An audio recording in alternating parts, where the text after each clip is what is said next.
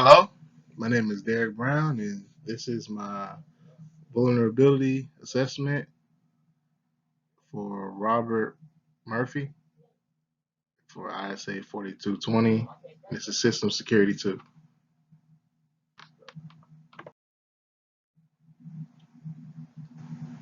All right, this is the overview for the assignment. My group member is Robert Murphy. My target hosts were his both of his servers, the Windows 2019 server and the Ubuntu 18.04 server. And the scanning host we used was the Greenbone Vulnerability Scanner.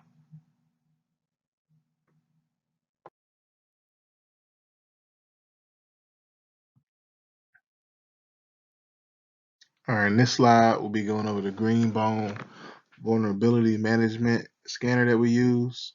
And it is a network security scanner that is used to detect security problems in remote systems and applications. This tool is used by both defensive and offensive security experts.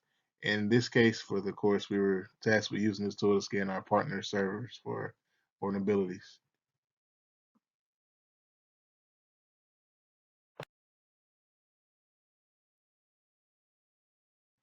This is the slide for my executive summary. This assessment was made to check the vulnerabilities and to check to see if all services were up and running on my partner Robert Murphy's Microsoft and Ubuntu servers.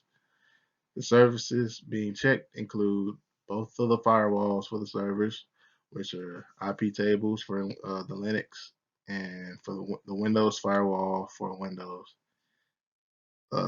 With also checking the mandatory access control service AppArmor, the Hypertext uh, protocol service, well, Hypertext Secure service, the Simple Mail transfer protocols secure with Postfix and Linux, and the Internet Information Services, IMAPS with Dovecot, DNS configured on both servers with Bind on Linux, and we have to also configure that using the Internet Information Services on Windows, and a database only for the Linux or Ubuntu servers, and we have to use that.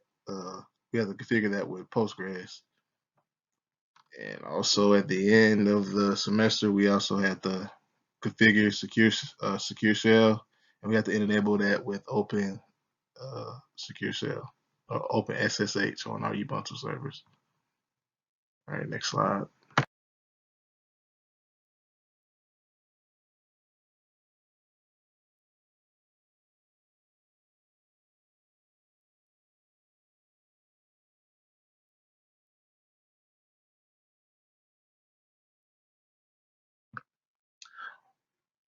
This is a continuation of the executive summary.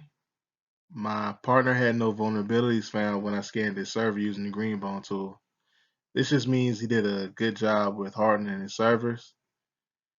The only problem my partner had was with his Windows server, as he didn't set up the DNS and SMTPS services, and those were two services that we needed for the Windows server. The methods on how I found these results were found by running the Nmap scans for both of the IP addresses, which were 192.168.2.71/24, and that was for the Ubuntu server. And for the Windows server, his IP address for that one was 192.168.2.72. That's the IP address. And I was using those where I was able to see the services or what services were running and what ports were open, and I was able to check the statuses of my partner's firewall just from the Ubuntu servers.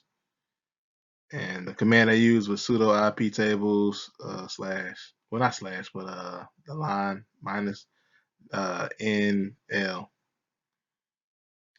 And that just revealed if he had the correct policy set, like accept the the connections through specific ones you want, and then drop all the unnecessary ones.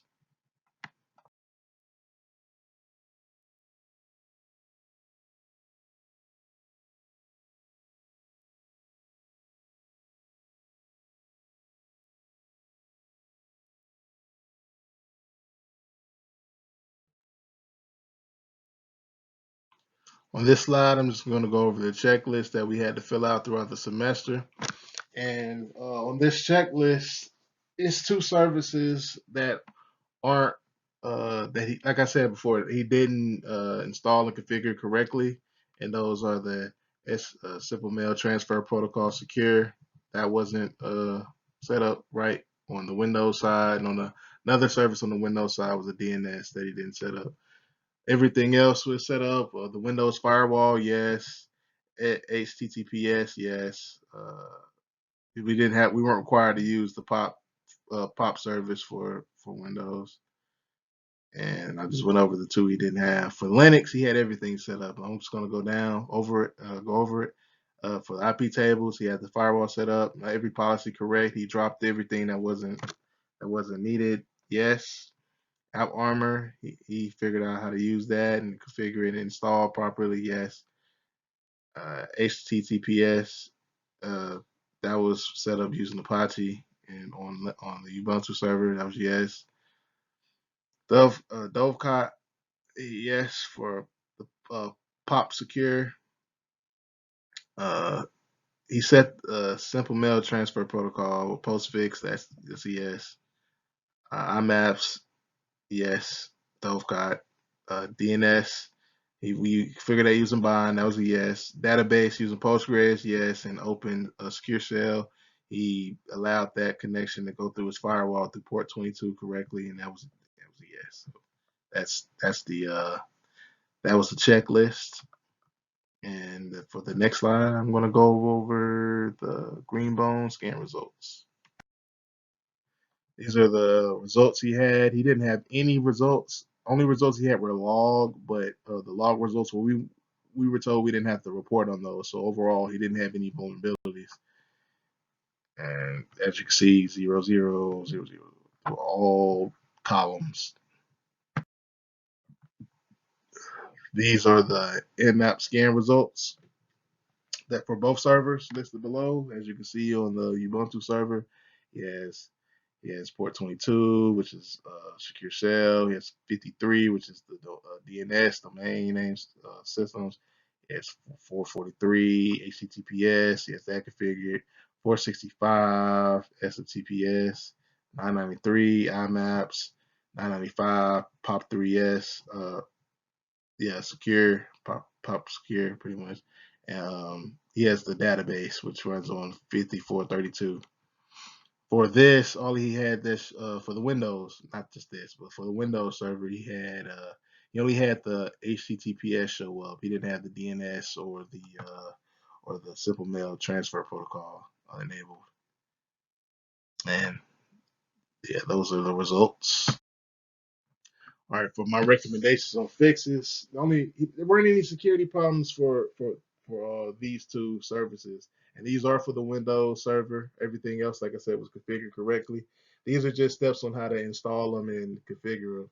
For SMTPS, like I said, there weren't any problems with security on his servers. The only problem was that he didn't have the service on the server. A fix for this would be to install the SMTP service. To do this, you will need to open the server manager within Windows. From there, you go to add features, and on the drop-down menu, find SMTP server. Click the checkbox. From there, install. There may be a window that pops up, and it'll detail the features that are required for it. You can just click yes and accept that, and from there, you can set up the service how you would like. And my choice would go to SMTPS and put that over SSL encrypted connection. For DNS, like I said, his Windows it wasn't installed and configured correctly. To change this, you will need to open the server manager, click add roles and features. From there, you will need to select role-based or feature-based and click next. For the destination, you will need to click your server from the list. It's only going to be one server from our class on NetLabs. Find the DNS server from the list, and a page will come up. You click on the features, and then you'll click on server roles page. Click next and then install. After the service is installed, click on DNS. Right click on your server. From there, click on DNS Manager. From there, click the Action tab and select Configure a DNS server. The configuration window will pop up. Just click Next and continue, and from there you just enter all your information. And these are the references I use. That was just to get information on Greenbone.